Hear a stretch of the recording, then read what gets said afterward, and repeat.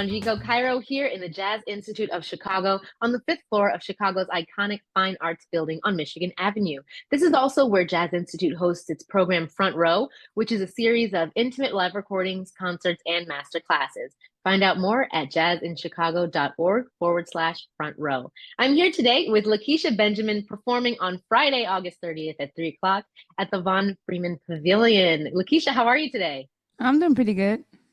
Well, we're so happy to have you here today. So I just had a few questions for you to let us know a little bit more about you. So you started learning music at school with a recorder.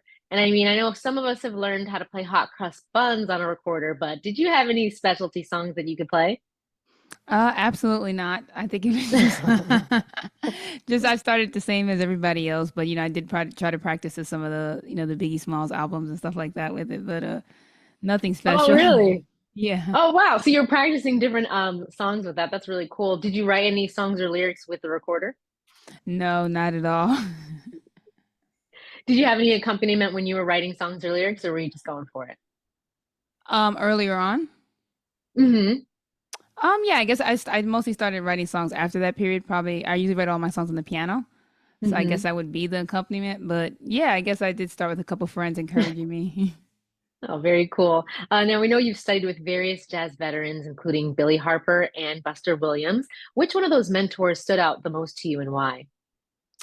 I'm gonna go with Gary Bartz because he gave me a good idea of I guess how to continue in the music and how to continue the tradition and kind of being proud to be a black woman doing this, and also just he gave me a sense of understanding that music is a business and to start taking it more seriously like that. Yeah.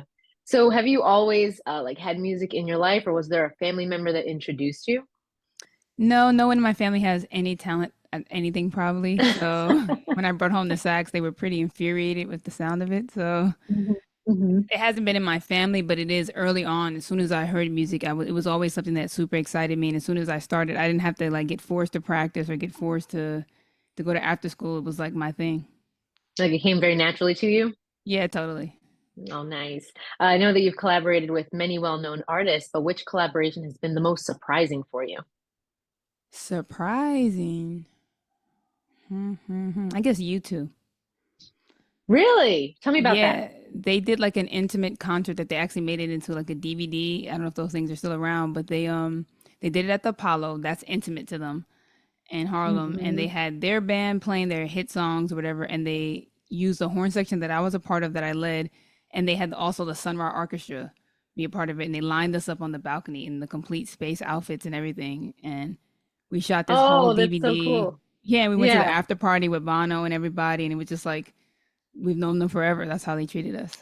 How was Bono? How was Bono? It was super cool, super like telling Yeah, me all stories, buying us drinks, hanging out. Like there really was no I guess genre difference. He was just like, I'm a musician, you guys are musicians, and we're all here together talking about music. nice. Throughout your time creating music, who are some artists or just anyone really that's been an inspiration for your work? Mm, I'm gonna go, I guess, top three. I'm gonna start with I guess John and Alice Coltrane, of course. I'm gonna put Hmm. Rashid Ali in there, and I'm gonna have to I guess I'll slash them Stevie Wonder slash Prince. Yeah, oh, very cool. If you could collaborate with anyone, well, we'll start with well, two questions. If you could collaborate with anyone who is no longer with us, who would it be? No longer with us. In the physical realm. In the physical realm, besides John Coltrane, who would that be? Yeah, I'm gonna go with him. That's the easiest bet. Yeah. Yeah. Yeah, all right. And what about living artists today?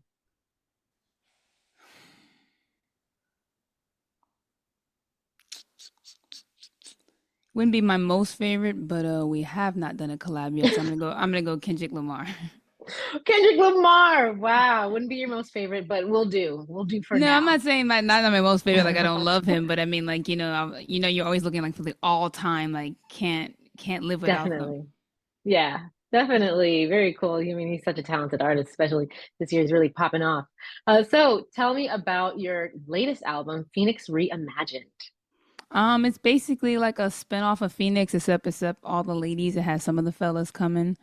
We wanted to show kind of that we're transitioning from Phoenix, and but people are still like super Phoenix obsessed. So we're just trying to Hmm. show that I guess a more proficient version because our show is live is completely different. Our live energy is different. This whole year has kind of been like between all the talk shows we're on, all the tiny desks and stuff.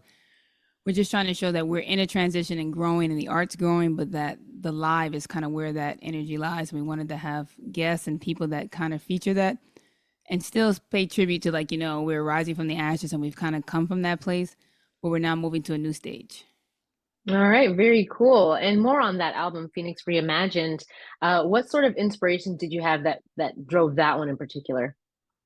I think we had so much success with Phoenix and everything going on that I just kind of wanted to get back to like who I was. And I felt like, coming off, we were going like every week to a different award ceremony and kind of like in the Hmm. superficial world. And I kind of wanted to get back to just the gritty streets, like the grind of back with the audience, live with them, and get some musicians that are like 1,000 times better than me to kick my butt and like boost me into the Yeah. next section. So I just wanted to get back to I don't want to say the streets, but that's what it felt like. We're just doing too much Hollywood right now.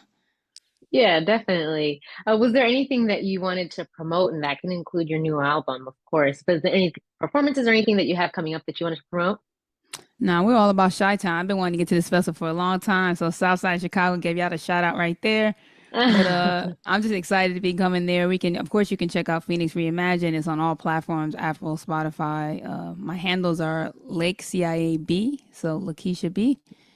And I'm just excited to finally get to like the real deal audience. You know what I mean? Yeah, very much, very much. So what can we expect to hear from you from your performance on Friday? We're gonna be pretty pumped up. We're gonna be pretty high energy. I know they try to put the young folks in the beginning, so we're gonna try to blow the roof off that joint.